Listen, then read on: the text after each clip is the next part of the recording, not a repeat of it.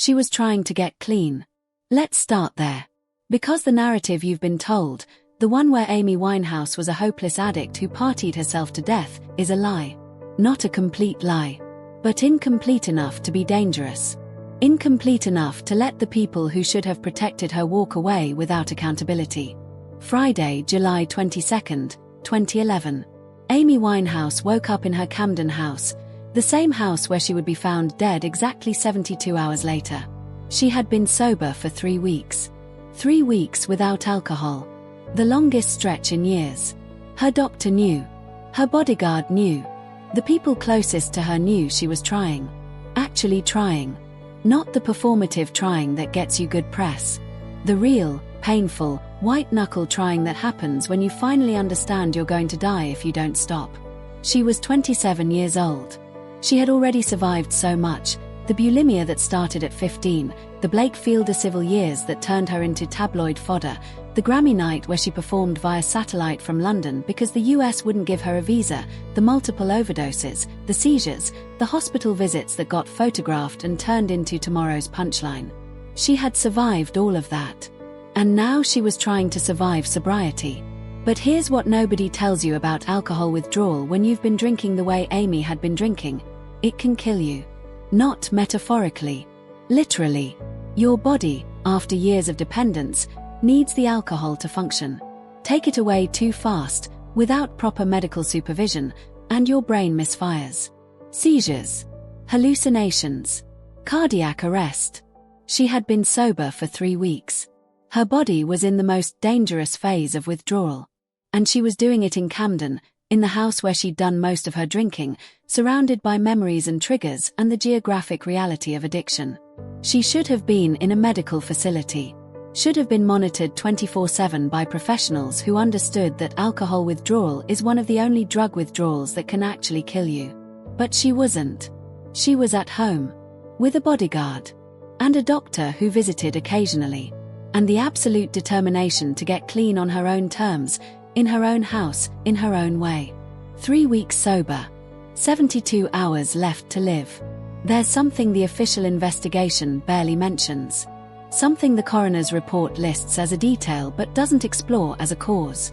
Amy Winehouse had tried to get sober before. Multiple times. And every time she tried, every single time, something catastrophic happened right around the 3-week mark. Not coincidentally. Medically predictably. Because here's what happens to a chronic alcoholic's body at the 3-week sober point. You're past the acute withdrawal phase. The shaking stops. The sweating decreases. You start to feel almost normal. And that's when your brain, still desperately recalibrating its chemistry, becomes unstable in new and dangerous ways. Seizures can happen. Sudden cardiac events.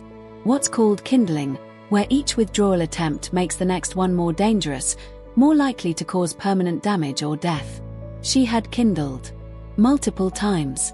Her brain and body had been through this cycle so many times that the danger wasn't the drinking anymore. The danger was the stopping.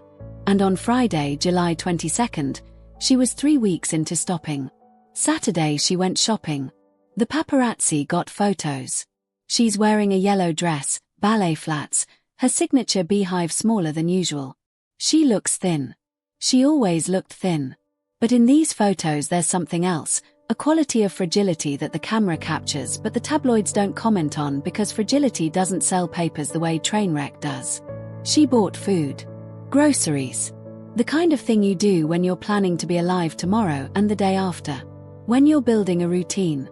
When you're trying. Her goddaughter's mother was with her. They talked about Amy coming over for dinner soon. Making plans. Future tense. The grammar of people who expect to have a future. The bodyguard, Andrew Morris, was watching her carefully. He'd been hired specifically to keep her safe, to monitor her health, to intervene if things got dangerous.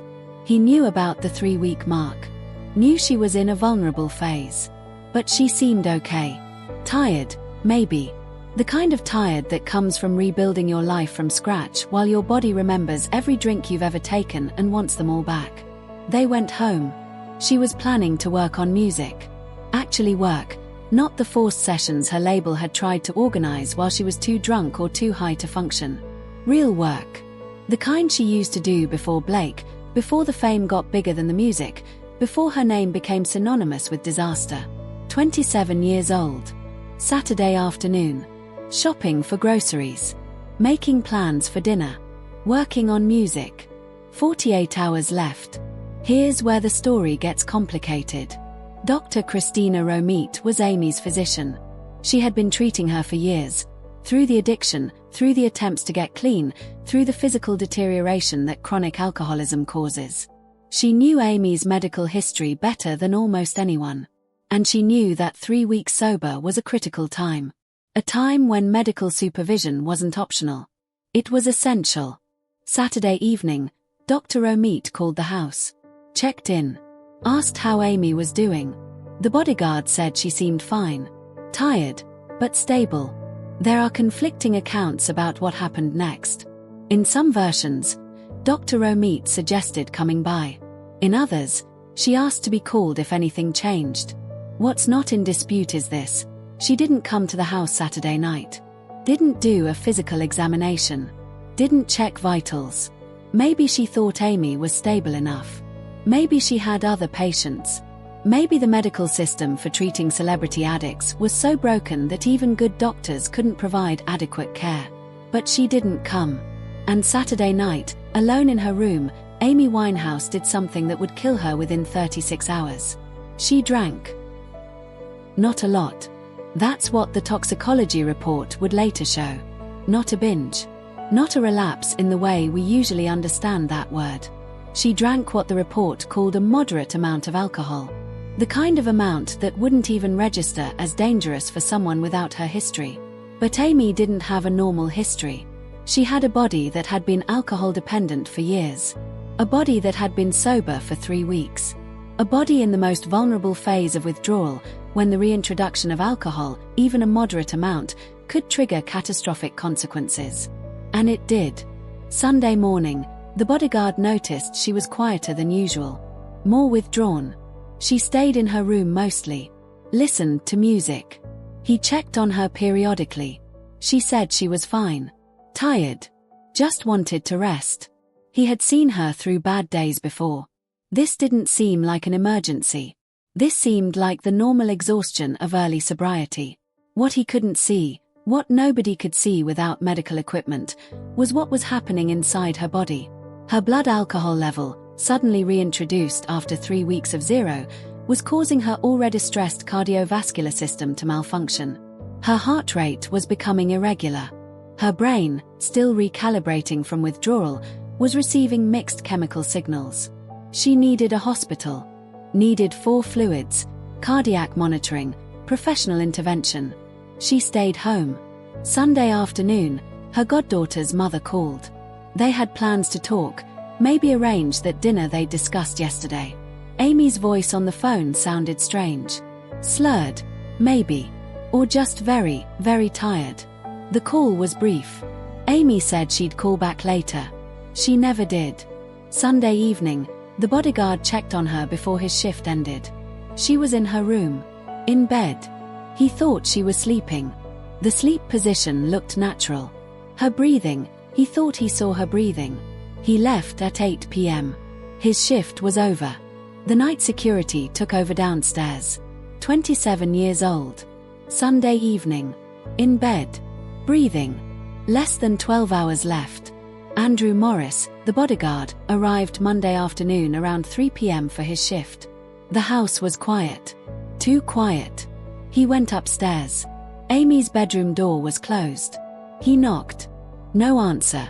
He knocked again, louder. Nothing. He opened the door. She was in bed. Same position as last night. Exactly the same position. And she wasn't breathing anymore. He called emergency services at 3:54 p.m. The call is logged. The dispatcher asks him to check for a pulse. He does. There isn't one. The paramedics arrived at 4:05 p.m. They attempted resuscitation. They tried for 20 minutes, the protocol when someone young dies unexpectedly. But they were trying to restart a heart that had been stopped for hours. Possibly since sometime Sunday night. Possibly since just after he'd checked on her and thought she was sleeping. At 4:25 p.m., they pronounced her dead. Amy Jade Winehouse, 27 years old, 3 weeks sober, dead in her bed in Camden. The cause of death, according to the initial coroner's report, alcohol toxicity. But that's not the whole story. Here's what the tabloids reported: Amy Winehouse died of alcohol poisoning. Here's what the toxicology report actually said.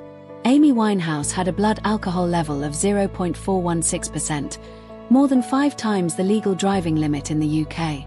But here's what the toxicology report also said, in the details that most coverage ignored: there were no other drugs in her system. No cocaine. No heroin. No prescription medications. Just alcohol. And here's what medical experts said when they reviewed the case.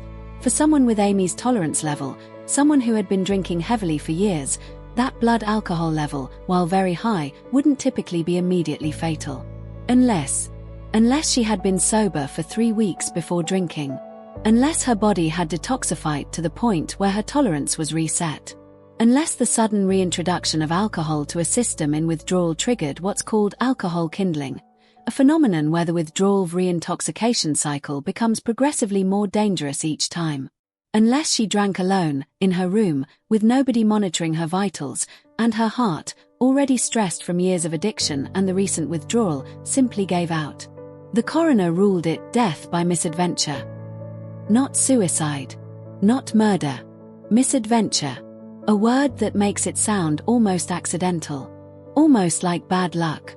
But it wasn't luck. It was the predictable result of a medical system that failed her. A treatment approach that left her unsupervised during the most dangerous phase of recovery. A culture that saw her as a tabloid story instead of a patient who needed help. Why wasn't she in a medical facility? She had the money. She had the family. She had people around her who knew she needed help. Why was she allowed to detox at home, unsupervised, during the most dangerous phase? Why didn't the doctor come Sunday when her behavior changed? Dr. O'Meat said later that she had been in regular contact. But regular contact isn't the same as medical supervision. Why wasn't there a protocol for daily check-ins? For immediate intervention if Amy drank even once during the vulnerable withdrawal period? Why was the bodyguard, a security professional, not a medical professional, the only person monitoring her? He did what he could. He checked on her. He thought she was sleeping. But he wasn't trained to recognize the signs of alcohol toxicity. Wasn't equipped to save her life if she went into cardiac arrest alone in her room. Where was her family? Her father, Mitch, who would later go on tours with an Amy Winehouse tribute band. Who would write books about her. Who would become the public face of her legacy. Where was he Sunday night when she was dying? Her mother, Janice, who had multiple sclerosis and her own health struggles. Who loved her daughter but couldn't save her. Where was she? Why was Amy alone? Mitch Winehouse has spent the 12 years since Amy's death defending himself against exactly these questions. He says they did everything they could. That Amy was an adult who made her own choices. That they tried multiple times to get her into rehab and she refused. That the famous lyric, "They tried to make me go to rehab, I said no no no," was literally about him trying to force her into treatment. All of that is true. It's also true that in the final weeks of her life, when she was actually trying to get sober, actually doing the hardest thing she'd ever done, the medical support around her was inadequate. It's true that her father, after her death, started an Amy Winehouse Foundation that funds addiction treatment. Good work. Important work. It's also true that he performs with an Amy Winehouse tribute band. That he gives paid interviews about her. That her death became, in some sense, his career. These things can both be true. A father can love his daughter and fail to save her. Can grieve her genuinely and also profit from her memory. The human heart is complicated. Grief is complicated. Guilt is complicated. But the questions remain. Amy Winehouse was not a cautionary tale about partying too hard. She was a case study in medical negligence. In a mental health and addiction treatment system that fails people every single day. In a culture that turns suffering into entertainment and then acts surprised when the entertainment ends in death. She was trying to get clean. That's the part that matters. In her final weeks, with everything she had, She was trying. She deserved better than a bodyguard and occasional doctor visits. She deserved 24/7 medical supervision. She deserved a system that understood alcohol withdrawal can kill you. She deserved family and professionals who recognized that 3 weeks sober was the most dangerous time, not the safest. She deserved to survive. The last 72 hours of Amy Winehouse life were not inevitable. They were the result of failures, medical, familial, systemic, that killed her as surely as the alcohol in her bloodstream. She was 27 years old. She had plans for dinner. She was working on new music. She was trying to build a life worth staying sober for. She died alone, in her bed, while people who should have been watching her thought she was sleeping. That's not a cautionary tale about addiction. That's a tragedy about abandonment. And 12 years later, we still owe her the truth. The full truth. Not the tabloid version. Not the she partied herself to death narrative that lets everyone else off the hook. The truth that she died because the people responsible for keeping her alive, the medical professionals, the family members, the system itself, failed her when she needed them most. She tried to go to rehab. She said yes, yes, yes, in her own way, in her final weeks. And we left her alone to die. That's what really killed Amy Winehouse.